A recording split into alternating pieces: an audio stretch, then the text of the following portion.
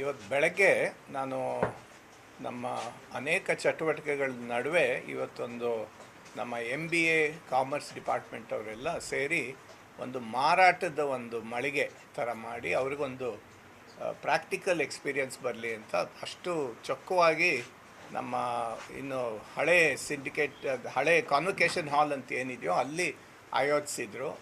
ಆ ಮಳಿಗೆಯಲ್ಲಿ ಅನೇಕ ವಿದ್ಯಾರ್ಥಿಗಳು ತೊಡಗಿಕೊಂಡು ಅಷ್ಟು ಕ್ರಿಯಾತ್ಮಕ ರೀತಿಗಳಲ್ಲಿ ಮಾರಾಟ ಮಾಡ್ತಾಯಿದ್ರು ಅವರ ವಸ್ತುಗಳನ್ನ. ಅದಕ್ಕೆ ಅವ್ರಿಗೊಂದು ಪ್ರಾಕ್ಟಿಕ್ಸ್ ಬರಲಿ ಅಂತ ಈ ಹೊತ್ತಿನಲ್ಲೇ ನನಗೆ ನಮ್ಮ ಕುಲಪತಿಯ ಕಚೇರಿಯಿಂದ ಒಂದು ಕಾಲ್ ಬಂತು. ಈ ಥರ ಯಾರೋ ನುಗ್ಗಿ ಎಲ್ಲ ಒಡೆದಾಕ್ತಾ ಇದ್ದಾರೆ, ಪಾಟು ನಮ್ಮ ಇದಕ್ಕೆಲ್ಲ ಚೇಂಬರ್ಗೆಲ್ಲ ನುಗ್ಗಕ್ಕೆ ನೋಡ್ತಾ ಇದ್ದಾರಂತೆ. ನಾ ಬಂದ ಕೂಡಲೇ ನನ್ನ ವಿರುದ್ಧ ಒಂದಷ್ಟು ಘೋಷಣೆಗಳನ್ನ ಕೂಗಿ ನನ್ನ ಗೆರಾವ್ ಮಾಡಿದರು. ಗೆರಾವ್ ಮಾಡಿ ಸ್ವಲ್ಪ ತಳ್ಳಾಡಲಿಕ್ಕೆ ನೋಡ್ತಾಯಿದ್ರು. ಅಷ್ಟರೊಳಗೆ ಅವ್ರಿಗೇನು ಅನ್ನಿಸ್ತೋ ಏನೋ ದಾರಿ ಬಿಟ್ಟು ಕೊಟ್ಟರು ನನಗೆ. ಆದರೂ ನಮ್ಮ ಮುಖ್ಯ ದ್ವಾರದ ಎದುರಿಗೆ ನಮ್ಮ ಮಹಾಕವಿ ಕುವೆಂಪು ಅವರ ಒಂದು ಸ್ಕಲ್ಪ್ಚರು ಇದು ಇದೆ, ಒಂದು ಚಿತ್ರ ಇದೆ. ಅದರ ಎದುರಿಗೆ ಬೇಕಂತಲೇ ಕುಕ್ಕಿ ಮಡಿಕೆಗಳನ್ನ ಒಡೆದು ಕುವೆಂಪು ಅವರಿಗೆ ಅವಮಾನ ಆಗೋ ರೀತಿಯಲ್ಲಿ ಯಾರೋ ಕಿಡಿಗೇಡಿಗಳು ನಡ್ಕೊಂಡಿದ್ದಾರೆ. ಅವರು ಯಾವ ಪಕ್ಷದವರು ಯಾರು ಅಂತ ಅನ್ನೋದು ಗೊತ್ತಿಲ್ಲ ನಮಗೆ. ಇಶ್ಯೂ ಏನು ಅಂತಲೂ ಅವರು ಸರಿಯಾಗಿ ಹೇಳಲಿಲ್ಲ. ಇದೇ ಕೆಲವು ಜನ ನಾನು ಕಣ್ಣಾರೆ ನೋಡಿದೆ, ಒಂದು 4-5 ಜನನ ನಾನು ಗುರ್ತಿಸ್ಕೊಳ್ಳಬಲ್ಲೆ. ಅವರು ಒಂದು 4 ದಿವಸದ ಕೆಳಗೂ ಕೂಡ ಬಂದಿದ್ದರು. ಆವಾಗ ಪ್ರತಿಭಟನೆ ಮಾಡಿ ನಾನು ಅವರ ಮನವಿನ ಸ್ವೀಕರಿಸಿದ್ದೆ. ಏನೋ ಕೆಲವು ಕುಂದುಕೊರತೆಗಳು ವಿದ್ಯಾರ್ಥಿಗಳಿಗೆ ಸಹಜವಾಗಿ ಇರೋವಂಥದ್ದನ್ನು ಅವರು ವ್ಯಕ್ತಪಡಿಸಿದರು. ಅದರಲ್ಲಿ ಅರ್ಧಕ್ಕರ್ಧ ಅವರ ಕುಂದುಕೊರತೆಗಳನ್ನ ನಾವು ಅಡ್ರೆಸ್ ಮಾಡಿದ್ದೀವಿ. ಅದಕ್ಕೆ ಪರಿಹಾರನೂ ಕಂಡುಕೊಳ್ಳೋ ನಿಟ್ಟಿನಲ್ಲಿ ನಾವು ಮುಂದೆ ಹೋಗ್ತಾ ಇದ್ದೀವಿ. ಯಾವಾಗಲೂ ಒಂದು ವಿಶ್ವವಿದ್ಯಾಲಯದಲ್ಲಿ ಈ ರೀತಿ ಕೆಲವು ತೊಂದರೆಗಳು ಆಗೇ ಆಗುತ್ತೆ. ಆದರೆ ಯಾವ ತೊಂದರೆಗಳಿದ್ದಾಗಲೂ ನಾವು ನಮ್ಮ ಮುಖನ ಆ ಕಡೆ ತಿರುಗಿಸೋದಾಗಲಿ ಅವ್ರಿಗೆ ಮಾತಾಡಿಸ್ದೇ ಇರೋದಾಗಲಿ ಇದನ್ನು ಮಾಡೇ ಇಲ್ಲ. ಆದರೆ ಈ ರೀತಿ ಹೇಳ್ದೆ ಕೇಳದೆ ಬಂದು ಏನು ವಿಷಯ ಅಂತ ನಮಗೆ ಹೇಳ್ದೇನೆ ಬಂದು ನಮ್ಮ ಪಬ್ಲಿಕ್ ಪ್ರಾಪರ್ಟಿಗೆಲ್ಲ ಡ್ಯಾಮೇಜ್ ಮಾಡಿದ್ದಾರೆ. ಅವ್ರು ಯಾರು ವಿದ್ಯಾರ್ಥಿಗಳು ಅನ್ನೋ ಮಾಹಿತಿ ಕೂಡ ನಮಗಿಲ್ಲ. ಆದ್ದರಿಂದ ಇದ್ರ ಬಗ್ಗೆ ನಾನು ಕಠಿಣ ಕ್ರಮನ ಕೈಗೊಳ್ತೀನಿ. ಈ ರೀತಿ ಒಂದು ವಿದ್ಯಾಸಂಸ್ಥೆಯಲ್ಲಿ ಶಾಂತಿ ಕದಡಂಥ ಇದು ಘಟನೆಗಳಾಗಲಿ ಅಥವಾ ಇನ್ನೊಬ್ಬರಿಗೆ ನೋವನ್ನು ಉಂಟು ಮಾಡೋ ಘಟನೆಗಳಾಗಲಿ, ಇನ್ನೊಬ್ಬರನ್ನ ಅವಮಾನ ಮಾಡೋಂಥ ಘಟನೆಗಳಾಗಲಿ, ಇದು ಯಾವುದು ಕೂಡ ನಮ್ಮ ಕುವೆಂಪು ವಿಶ್ವವಿದ್ಯಾಲಯದಲ್ಲಂತೂ ಆಗಲೇ ಕೂಡದು. ಇದನ್ನು ನಾನು ಖಂಡಿಸ್ತೀನಿ. ಆಮೇಲೆ ಅವರ ಬಗ್ಗೆ ಸೂಕ್ತ ಕ್ರಮಗಳನ್ನ ತಗೋತೀವಿ. ಇದಲ್ಲದೆ ಅವರ ಸಮಸ್ಯೆಗಳು ಏನು ಅನ್ನೋದನ್ನೇ ಅವರು ಇವತ್ತು ಎತ್ತಿಡಲಿಲ್ಲ. ತಾವು ಬರ್ತೀವಿ ಅಂತ ಕೂಡ ಹೇಳಲಿಲ್ಲ. ಪ್ರತಿಭಟಿಸೋದು ಒಬ್ಬರ ಹಕ್ಕು. ಅದು ಖಂಡಿತ ನಾವು ಒಂದು ಪ್ರಜಾಪ್ರಭುತ್ವದಲ್ಲಿ ಅದನ್ನು ಸರಿಯಾದ ರೀತಿಯಲ್ಲಿ ಮಾಡಬೇಕು. ಅದು ನನಗನ್ಸೋದು ಇದು ಯಾರೋ ಇದರ ಹಿಂದೆ ಇದ್ದಾರೆ ಕೆಲವು ಜನ. ಕುವೆಂಪು ವಿಶ್ವವಿದ್ಯಾಲಯ ಇತ್ತೀಚಿನ ದಿನಗಳಲ್ಲಿ ತುಂಬ ಮುಂದೆ ಬರ್ತಾ ಇದೆ.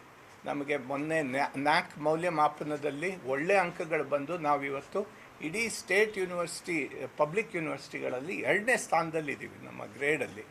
ಇದಾಗಿ ನಮ್ಮ ಸಿಬ್ಬಂದಿ ಎಲ್ಲ ಕಷ್ಟಪಟ್ಟು ಈ ವಿಶ್ವವಿದ್ಯಾಲಯಕ್ಕೆ ಒಳ್ಳೆಯ ಹೆಸರು ಬರಬೇಕು ಅನ್ನೋ ಕೆಲಸದಲ್ಲೂ ಕೂಡ ತೊಡಗಿಸ್ಕೊಂಡಿದ್ದಾರೆ. ಹೀಗಿರುವಾಗ ನಾವು ಕಂಪ್ಲೀಟ್ಲಿ ಪಾರದರ್ಶಕತೆಯಿಂದ ಕೆಲಸ ಮಾಡಿದ್ದೀವಿ ನಾವಿಲ್ಲಿ.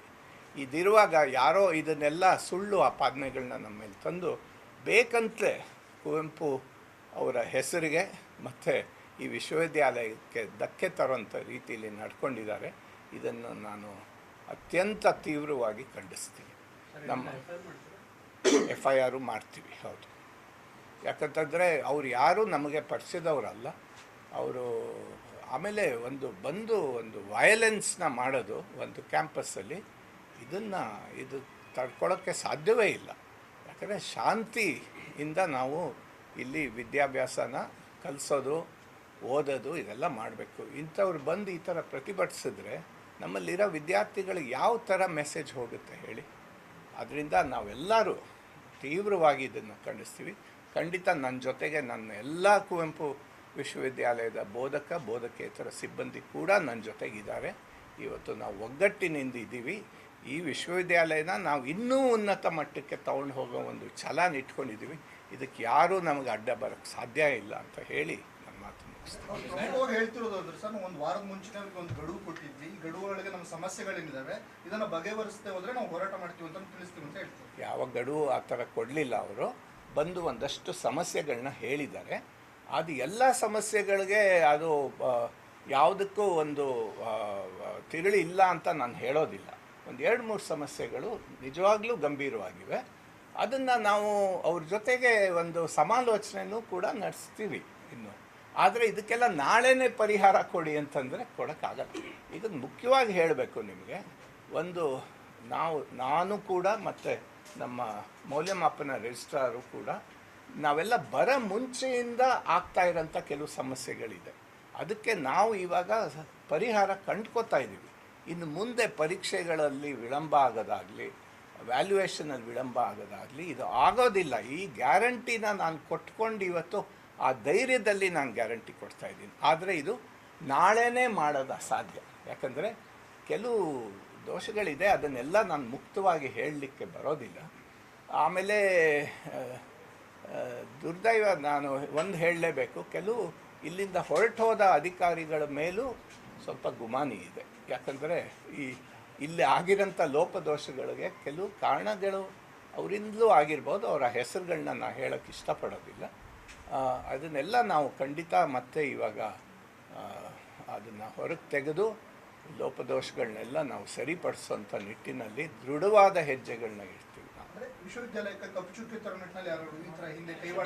ಇರಬಹುದು ಅಂತ ನಾನು ಹೇಳ್ತೀನಿ. ಆದರೆ ಇಲ್ಲ, ಇದು ಯಾವ ಅಧಿಕಾರಿಗಳ ಮೇಲೂ ನಾನು ಬೊಟ್ಟು ತೋರಿಸಿ ಹೇಳೋದಿಲ್ಲ. ಆದರೆ ಅದು ತನಿಖೆ ಎಲ್ಲ ಆದ ನಂತರ ಅದು ತಾನಾಗೆ ಬಯಲಾಗುತ್ತೆ. ಯಾವುದಪ್ಪ? ಯಾವ ಆಂತರಿಕ ಕಚ್ಚಾಟನೂ ಇಲ್ಲ ಇಲ್ಲಿ. ನೀವೇ ನೋಡಿದ್ದೀರಾ ಇವತ್ತು ನನ್ನ ಜೊತೆಗೆ ನಮ್ಮೆಲ್ಲ ಸಿಬ್ಬಂದಿ ಇದ್ದಾರೆ. ನೋಡಿ, ಇದು ಒಂದು ಕುಟುಂಬ ಅಂತ ಇದ್ದಾಗ ಆ ಕುಟುಂಬದಲ್ಲಿ ಸಣ್ಣ ಪುಟ್ಟು ಸಮಸ್ಯೆಗಳು ಇದ್ದೇ ಇರುತ್ತೆ. ಆದರೆ ಒಟ್ಟಾರೆ ಸಾವಿರಾರು ವಿದ್ಯಾರ್ಥಿಗಳಿಗೆ ಎಫೆಕ್ಟ್ ಆಗುತ್ತೆ. ಕೇವಲ ಶಿವಮೊಗ್ಗ ಜಿಲ್ಲೆಗೆ ಮಾತ್ರ ಸೀಮಿತ ಆಗಿಲ್ಲ, ಯೂನಿವರ್ಸಿಟಿ ನಿಮಗೂ ಕೂಡ ಗೊತ್ತಿದೆ. ಸೊ ಸಾವಿರಾರು ವಿದ್ಯಾರ್ಥಿಗಳಿಗೆ ಸಮಸ್ಯೆ, ಮಾರ್ಕ್ಸ್ ಕಾರ್ಡ್ ಕೂಡ ಕೊಡ್ತಿಲ್ಲ. 1, 3, 5ನೇ ಸೆಮಿಸ್ಟರ್ ಎಕ್ಸಾಮ್ ಆಗಿ ರಿಸಲ್ಟ್ ಕೂಡ ಬಂದಿಲ್ಲ. ಹೀಗಾದಾಗ ಜಿನೇನ್ ಸರ್ಟಿಫಿಕೇಟ್ ಕೊಡ್ತಾ ಇಲ್ಲ ಪಾಸ್ ಆದವರಿಗೆ. ಅವರು ಈಗ ಮತ್ತೊಂದು ಕಡೆ ಓದಕ್ಕೆ ಬರದೆ ಮತ್ತೊಂದು ಕಡೆ ಉದ್ಯೋಗ ಹೋಗ್ಬೇಕು ಅಂತ ಓದಿ ಮನೇಲಿರೋದ್ರೆ ಮತ್ತೇನಕ್ಕೆ ಬೇಕು ಯೂನಿವರ್ಸಿಟಿ ಅಥವಾ ಬೇರೆ ಯೂನಿವರ್ಸಿಟಿಗಳಿಗೆ ಹೋಗ್ಬೋದಲ್ಲ? ಒಳ್ಳೆ ಪ್ರಶ್ನೆ ಕೇಳಿದ್ದೀರಾ. ನೀವು ಸ್ವಲ್ಪ ಹೇಳಿ ಬಯಸ್ತೀರಾ? ಒಳ್ಳೆ ಪ್ರಶ್ನೆ. ತಾವು ಕೇಳಿದ್ದು ನಿಜವಾದ ಒಂದು ತೀವ್ರವಾದ ಸಮಸ್ಯೆ. ಆದರೆ ಅದಕ್ಕೆ ಒಂದು ಪರಿಹಾರ ಇದೆ. ಅದನ್ನು ಪರಿಹಾರ ವಿಳಂಬ ಯಾಕೆ ಆಗ್ತಾ ಇದೆ ಅಂತಂದರೆ, ಇದು